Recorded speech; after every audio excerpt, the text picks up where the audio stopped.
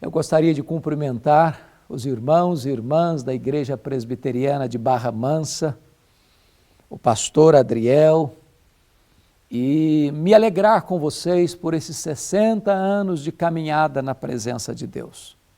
Eu quero partilhar com vocês o texto do Salmo 126 e eu passo a ler este belíssimo poema. Quando o Senhor restaurou a sorte de Sião, ficamos como quem sonha. Então a nossa boca se encheu de riso e a nossa língua de júbilo. Então entre as nações se dizia: grandes coisas fez o Senhor, ou tem feito o Senhor por eles. Com efeito, grandes coisas fez o Senhor por nós. Por isso estamos alegres. Restaura, Senhor, a nossa sorte como as torrentes do Neguebe. Os que com lágrimas semeiam, com júbilo ceifarão. Quem sai andando e chorando enquanto semeia, voltará com júbilo, trazendo seus feixes. Esse salmo está dividido em 3 tempos bem definidos: passado, presente e futuro. Os 3 primeiros versos olham com as lentes do retrovisor e olham para o passado com um profundo senso de gratidão. O verso 4 pousa no presente e ele está marcado por um forte clamor ao Deus dos céus. Os versos 5 e 6, com a visão do farol alto, olham para frente, para o futuro, para um tempo de esperança e de grande trabalho. Esse salmo é considerado um salmo pós-cativeiro babilônico. Talvez um dos capítulos mais sombrios da história de Judá, quando Jerusalém foi cercada pelo exército caldeu. E durante 3 cercos, a cidade resistiu. 606, 596, mas em 586, no 3º cerco, a cidade foi tomada. Jerusalém foi arrasada. O templo belíssimo, verdadeiro palácio de mármore bordejado de ouro, construído por Salomão, foi arrasado desde os seus fundamentos. Um mar de sangue na cidade. Crianças, mulheres, pisoteados como lama nas ruas. Um massacre terrível e desumano. O profeta Jeremias, que foi testemunho ocular desta barbárie, chega a dizer que mais felizes foram os que morreram à espada do que aqueles que morreram de fome dentro dos muros de Jerusalém. Muitos foram levados cativos para a Babilônia. E ali, às margens dos rios da Babilônia, aqueles judeus levados prisioneiros e cativos choravam, lembrando de Sião, dependurando suas harpas nos salgueiros. Foram 70 anos de amarga escravidão. Mas dentro da soberana providência divina, do plano eterno de Deus, depois desta disciplina severa, mas amorosa, Deus abre as portas da prisão. Deus traz de volta o seu povo à sua terra para dar continuidade ao seu projeto redentor. E este salmo retrata de maneira eloquente e singular este retorno, esta libertação, esta ação soberana da providência de Deus. E então o salmista está aqui rememorando o passado, deste momento da libertação, da restauração, do retorno. E ele começa olhando para o passado assim: quando o Senhor restaurou a sorte de Sião, ficamos como quem sonha. Foi algo maior do que o planejado e o desejado. Não foi a libertação uma ação humana. Não foi apenas um engenho humano de decisões políticas. Esta libertação é atribuída a uma obra exclusiva de Deus, quando o Senhor restaurou a nossa sorte. Deus é o Deus que restaura a nossa sorte. Hoje nós não estamos mais na mesma realidade daqueles judeus de outrora, mas há muitas pressões, há muitas opressões, há muitos cativeiros, há muitas prisões invisíveis que oprimem, que massacram, que tiram lágrimas dos olhos, que trazem sombras para a alma. E o nosso Deus ainda continua fazendo maravilhas, restaurando a nossa sorte.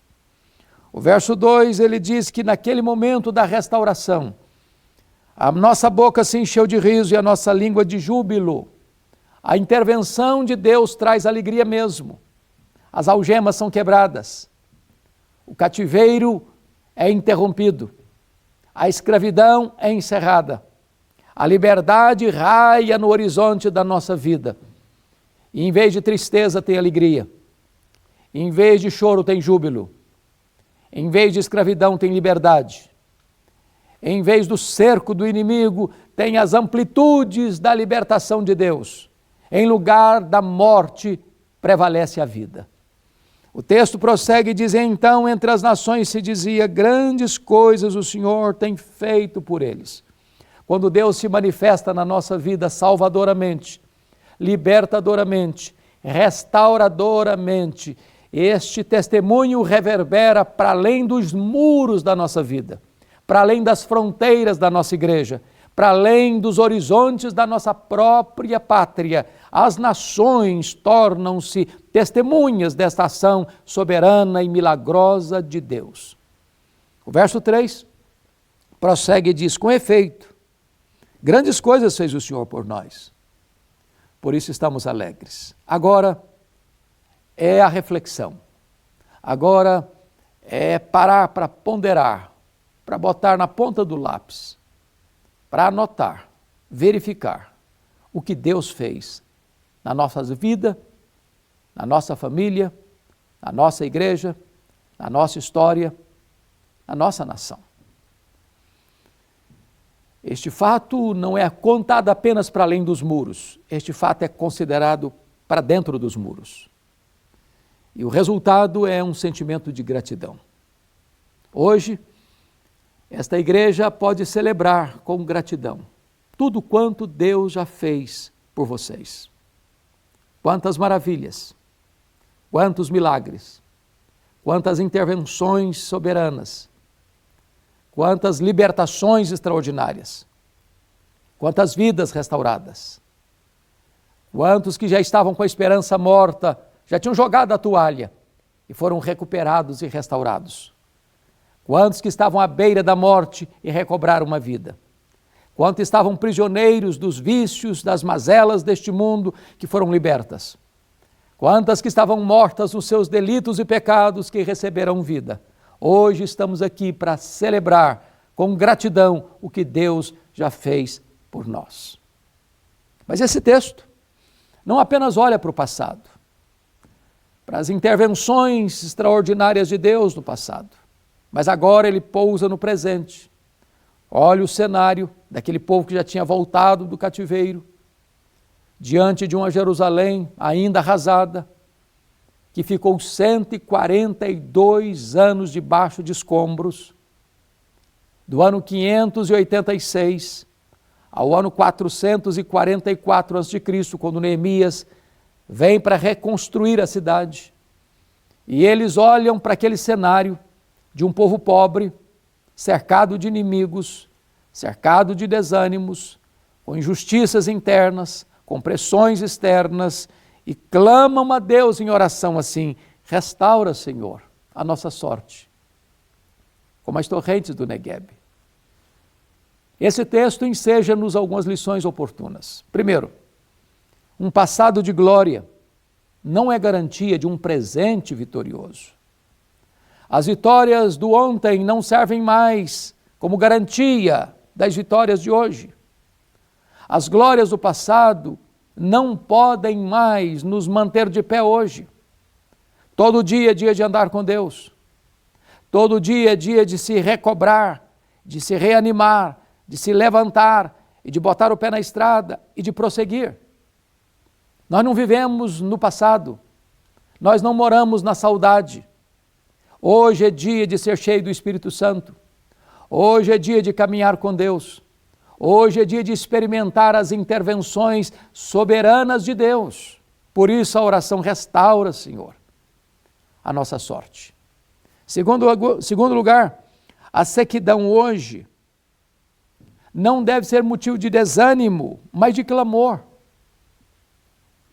Note você que o salmista poderia estar aqui reclamando, murmurando, lamentando, rendido ao pessimismo, completamente nocauteado por um presente sombrio, de pobreza, de opressão, de inimigos encurralando-nos, oprimindo-nos, ameaçando-nos.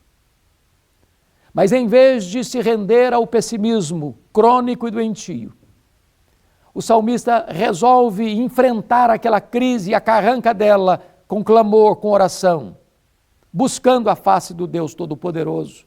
Restaura, Senhor, a nossa sorte. Mas em terceiro lugar, o salmista entende que a restauração é uma obra soberana de Deus. Restaura, Senhor. Só Deus pode restaurar nossa sorte. Só Deus pode curar a nossa alma. Só Deus pode perdoar os nossos pecados. Só Deus pode adestrar as nossas mãos para a batalha. Só Deus pode nos encher do seu Espírito. Só Deus pode nos dar conquistas mais expressivas hoje do que nos deu no passado. Então, a oração é esta, entendendo que quem faz a obra é Deus, quem restaura a igreja é Deus, quem restaura a alma é Deus, quem leva a igreja adiante é Deus. Mas em quarto lugar, a restauração é fruto de oração. Note você, restaura, Senhor. Quando você acha que o ambiente está carregado demais, que o cenário é cinzento demais, que o vale é profundo demais, que os mares estão revoltos demais, que os inimigos estão vociferando demais, que as nossas forças estão pequenas demais. Quando os recursos humanos acabam e se esgotam, ainda tem esperança quando a igreja se coloca diante de Deus em oração. Tudo quanto Deus pode fazer, Deus faz por intermédio da oração do seu povo. A oração conecta a fraqueza humana à onipotência divina. A oração conecta o altar da terra com o trono do céu. Tudo Deus faz mediante o seu propósito, segundo a sua boa, agradável e perfeita vontade, em resposta às orações do seu povo. A oração conecta o altar da terra ao trono do céu. Aquele que está no trono e governa o universo, dirige as nações e governa a sua igreja, é o Deus que escuta as orações do seu povo e age mediante as orações do seu povo. Mas em quinto lugar, note você que a restauração é um milagre do próprio Deus soberano. Por isso o salmista ora assim: restaura, Senhor, a nossa sorte como as torrentes do Neguebe. Para você entender isso aqui, você precisa conhecer esta geografia de Israel. O Neguebe é o maior deserto da Judeia. A Judeia é praticamente toda desertificada. Montanhas, altaneiras, vales profundos, rochedos, pedregulhos, completamente inóspito. Mas de repente, um fenômeno acontece ali. E eu, tendo a bênção de já ter visitado Israel mais de 10 vezes, presenciei esse fato. De repente você está caminhando pelo deserto e surpreendentemente você vê uma torrente, descendo em costa da montanha, rasgando as ardentes areias do deserto e jorrando como se fosse uma grande enxurrada descendo montanha abaixo. E onde essas águas vão rasgando as entranhas do deserto, tudo vai florescendo, tudo vai frutificando. Ali se transforma num vadi ou num oásis e reverdece e frutifica. O salmista está orando porque conhece esta geografia, conhece esse fenômeno, as torrentes do Negueb.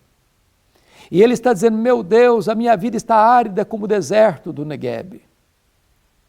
As areias escaldantes, as pedras pontiagudas, o ambiente perigoso. Então Deus faz jorrar no meu coração estas torrentes que descem, que refrescam, que restauram, que renovam, que trazem vida onde a morte está mostrando a sua carranca. Deus é poderoso para restaurar a sua vida, a sua sorte, a sua casa, o seu casamento, a sua família. Deus é poderoso para restaurar a igreja. Deus é poderoso para levantar-nos da situação mais adversa da vida e trazer sobre nós um poderoso reavivamento espiritual, curando a nossa alma. Restaura, Senhor, a nossa sorte, como as torrentes do Negueb. Pois bem, já olhamos os versos 1 a 3, que é a visão do retrovisor, olhando para o passado com gratidão. Acabamos de olhar para o presente, trazendo aos céus o nosso clamor e a nossa oração por restauração. Agora, nos versos 5 e 6, o salmista olha para frente, olha para o futuro. E ele pensa em investimento, em trabalho, em ação, em semeadura.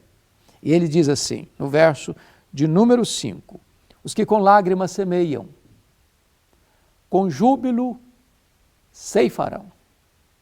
Meus amados irmãos, a igreja não pode contentar-se nem apenas com as vitórias do ontem, nem apenas com a restauração de hoje. A igreja precisa avançar.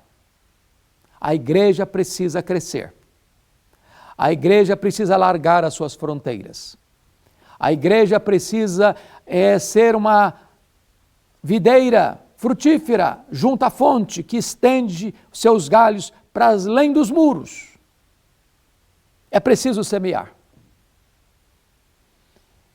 Para que entendamos que as vitórias mais expressivas que já tivemos até hoje sejam medidas mínimas do que Deus há de fazer em nós e através de nós daqui para frente. Não há colheita sem semeadura. Não há crescimento da igreja sem pregação. A fé vem pelo ouvir e ouvir a palavra de Deus. A semeadura é necessária. A semeadura tem que ter senso de urgência. E o salmista é claro na sua expressão, os que com lágrimas semeiam. A semeadura é difícil. Às vezes o terreno é árido, às vezes o solo está duro. E quando o solo estiver duro, regue-o com as suas próprias lágrimas. A volta é com júbilo, a colheita é farta. Quem pouco semeia, pouco colhe, mas quem semeia com fartura, com abundância ceifará. E eu conclamo esta querida igreja a ser audaciosa, a ser ousada, a se levantar. E cada membro desta comunidade, salva pela graça, se levante como um semeador. Se levante para fazer a obra de Deus, entendendo que esta semente tem vida em si mesma, é a preciosa palavra de Deus. E ela, ao ser semeada, ela não volta para Deus vazia. Ao ser semeada, ela vai produzir os efeitos para os quais Deus a designou. Esta palavra é inspirada, esta palavra é inerrante, esta palavra é infalível, esta palavra é suficiente, esta palavra é viva, esta palavra é eficaz, esta palavra é poderosa, esta palavra é eterna. Então, semeie esta palavra. Semeie esta palavra. Ainda que com dores, ainda que com lágrimas, ainda que debaixo de críticas, ainda que debaixo de perseguição, semeie esta palavra.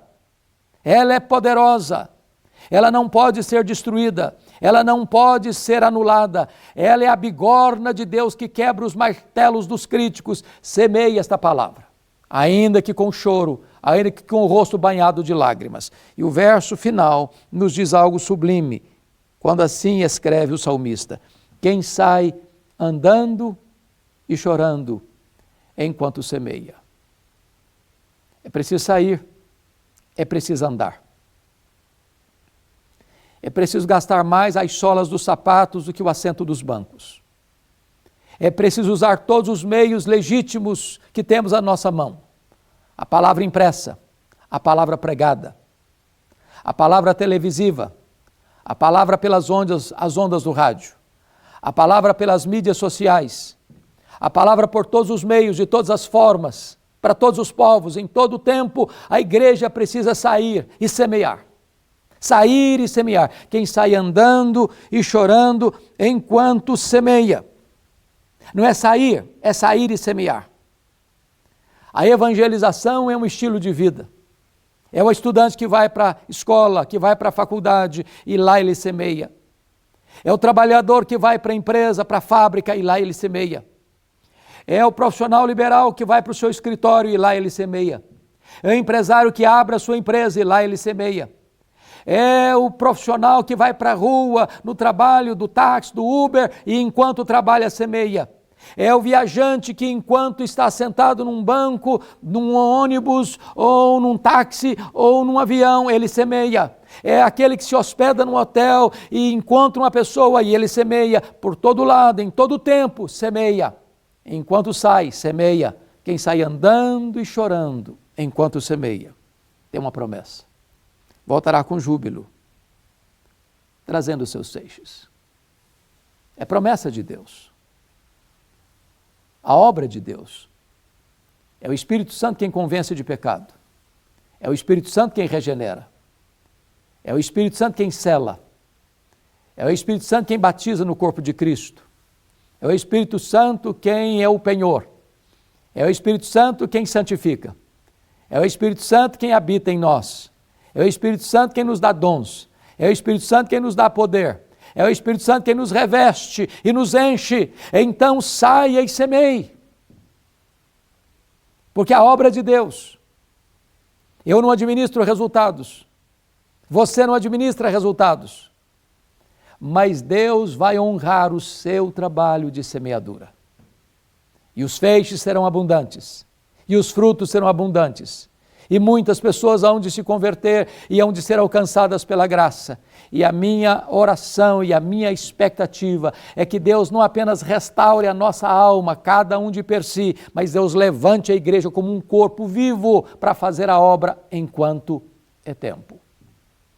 A minha oração, portanto, é que o melhor daquilo que os irmãos já experimentaram até hoje, de fato sejam medidas mínimas do que Deus há de fazer em vocês e através de vocês daqui para frente. Deus abençoe a todos, em nome de Jesus. Amém.